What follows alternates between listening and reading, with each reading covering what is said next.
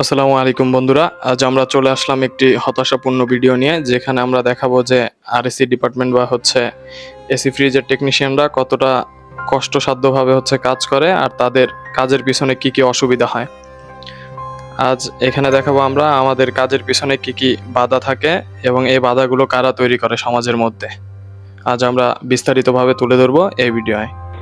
হ্যাঁ আর অনসই ছাড়া ঢোকবার দিব না। ম্যাডামরা ফোন দিছি, ম্যাডামকে কি আমি কইলাম আমার কৃষ্ণচূড়া থেকে কাইটা দিচ্ছে রশি। ঠিক আছে, এরকম হইতে পারে না? কই হয় এরকম তো হইতে পারে। কই আচ্ছা আমি আপনারা যায়েন না, কারণ আমি গার্ডের ফোন দিয়া কইতাছি। হ্যাঁ, গাড়ির ফোন না দিলে আমরা যাব না। হ্যাঁ মানে গার্ডের ফোনটা কইব হ্যাঁ কাম হ্যাঁ যারে দিয়া করা আমরা সই দিয়ে কোনো কাজ করব না। সই দিয়া কোনো কাম করব না, এর আগেও করিনি গে এখনো করব না। আপনারা এই মুহূর্তে যে ভয়েসটা শুনলেন, এটা আমাদের দুইজন টেকনিশিয়ান ভাইয়ের মধ্যে কথোপকথন, যেখানে বোঝা যাচ্ছে স্পষ্টত যে তাদেরকে কাজ করার পূর্বে বলা হয়েছে একটি বন্ড সই দিতে, অর্থাৎ এখানে কোনো ধরনের ক্ষয়ক্ষতি হলে কাজ করার ক্ষেত্রে এটা ভবন মালিক কিংবা ফ্ল্যাট কর্তৃপক্ষ বা যে আমাদের কাজ দিছে তা সেও দায় নেবে না এটার। তো এই কথা বলা হলে আমরা দুজন টেকনিশিয়ান কি বলি আপনারা শুনতে পাইছেন। এখন আপনাদের আরও একটা অডিও ক্লিপ শোনাবো আমরা, যেটা শোনার পরে সকল এসি ফ্রিজের টেকনিশিয়ান যারা, তারা নিশ্চয়ই ভেবে দেখবেন যে ভবিষ্যতে আমরা কিভাবে কাজ করতে পারি বা আমাদের ভবিষ্যতে কি কি পদক্ষেপ নেওয়া উচিত। এখন যে ভয়েসটি শুনবেন সেখানে স্পষ্টই বোঝা যাবে। হ্যালো। জি ম্যাডাম। জি, আর যেহেতু একটু ঝামেলা হচ্ছে, আমি একটু সময় নেই। হ্যাঁ, আমি তাহলে জানাবো নি, আপনি আপাতত আজকে যান তাহলে। আচ্ছা, কারণ এইভাবে তো আপনি যদি না করেন সাহস নিয়ে এভাবে, তাহলে তো আমি তো এইভাবে দায়িত্ব নিয়ে এটা করবো না, তাই না? এটা তো অ্যাক্সিডেন্ট, এটা আমি ওর জায়গায় পড়ে মরে যেতে পারি। আর আমি যদি বলি আমি পড়ে গেলে আমার দায়িত্ব নিতে হবে, এটা তো ঠিক না, বুঝছেন? ঠিক আছে ম্যাডাম, এইখানে সই দিয়া যারা কাজ করে তাহলে ওই মিস্ত্রিরা আচ্ছা ঠিক আছে, ঠিক আছে। আসসালামু আলাইকুম।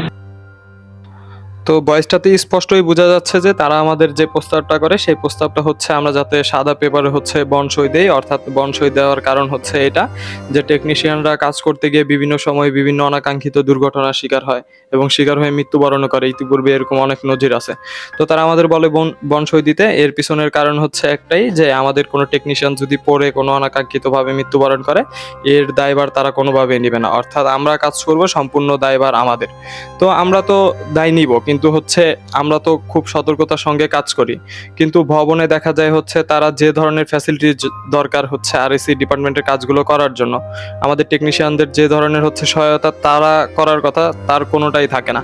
আপনারা যখন দেখবেন রাজুকের ভবন বিধিমালা যেটা আছে সেখানে আছে এসি ফ্রিজ, এসি বসানোর জন্য বিশেষ করে নির্দিষ্ট জায়গা থাকে বসানোর জন্য, কিন্তু তাদের কোনো ধরনের জায়গা থাকে না, তাদের অ্যাঙ্গেলগুলো কাটা থাকে। আবার মাঝে মাঝে আমরা যখন কাজ করি, অন্য ভবন বা অন্য ফ্ল্যাটের মানুষজন আস্তে করে দড়ি কেটে দেয়, তখন অনাকাঙ্ক্ষিত দুর্ঘটনা ঘটে।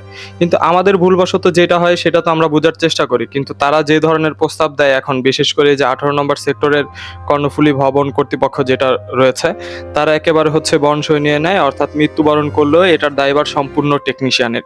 কিন্তু তাদের ভবনে কোনো ধরনের টেকনিশিয়ানদের জন্য সহায়তামূলক কোনো কার্যক্রমই নাই, অর্থাৎ কোনো ধরনের বিধি নিষেধ কিংবা কোনো বিধিমালাও নাই, যার জন্য আমাদের জীবন নিজ হাতে নিয়ে কাজ করতে হয় এই ভবনে। এই জন্য আমরা পরপর 2 দিন এই ভবন থেকে কাজ না করে চলে আসছি। তো সকল টেকনিশিয়ানদের প্রতি একটা অনুরোধ থাকবে যে ভবিষ্যতে আমরা যারা 18 নম্বর সেক্টরে কাজ করি, বিশেষ করে কর্ণফুলী ভবনে কাজ করব, তারা খুব সতর্কতার সাথে এই ভবনে কাজ করব। বিশেষ করে যদি কোনোভাবে বন্ড সই নেওয়ার চেষ্টা করে, এটা আপনাদের নিজেদের বিষয় যে আপনারা বন্ড সই দিয়ে কাজ করবেন কিনা। কিন্তু আমাদের মনে হয় যে আমরা একজন সাধারণ টেকনিশিয়ান হিসেবে কখনোই এত বড় ঝুঁকি নিতে পারি না, কেননা তাদের ভবন তো আমাদের কোনো ধরনের সুযোগ সুবিধা দিচ্ছে না। তারা যদি আমাদের যেই নিয়ম কানুন আছে, সরকারি যেই ফ্যাসিলিটিসগুলো তারা আমাদের দেওয়ার কথা সেগুলো দেয়, তখন দেখা যায় বন্ড সই না, শুধু অন্য কোনো কিছু দিয়েও কাজ করা যায়, কিন্তু তারা তো আমাদের কোনো সুযোগই দেয় না। তো এই জন্য আপনাদের সকলের প্রতি অনুরোধ থাকবে, সকল টেকনিশিয়ান ভাইদের প্রতি অনুরোধ থাকবে যে বিশেষ করে এই ভবন অর্থাৎ কর্ণফুলী ভবনে কাজ করার ক্ষেত্রে প্রচুর সতর্ক থাকতে হবে আমাদের। আর ভিডিওটি ভালো লাগলে নিশ্চয়ই আমাদের সাথে থাকবেন। আমাদের সাথে থাকার জন্য যেটি করতে হবে, আমাদের চ্যানেলটিকে অবশ্যই সাবস্ক্রাইব করবেন, আর যারা ফেসবুকে দেখবেন তারা আমাদের পেজটিকে ফলো করবেন। ধন্যবাদ সাথে থাকার জন্য। ইনশাল্লাহ পরবর্তী ভিডিওতে দেখা হচ্ছে আপনাদের সঙ্গে। আল্লাহ হাফেজ, আসসালামু আলাইকুম।